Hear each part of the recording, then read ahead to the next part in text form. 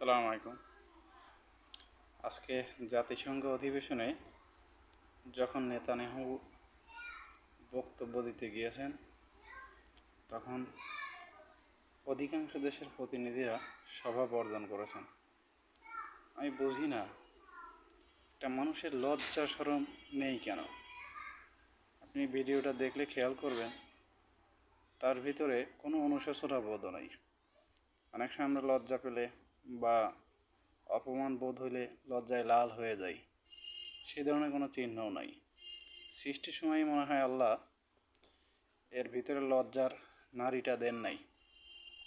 মানবতা বোধ তো নাই।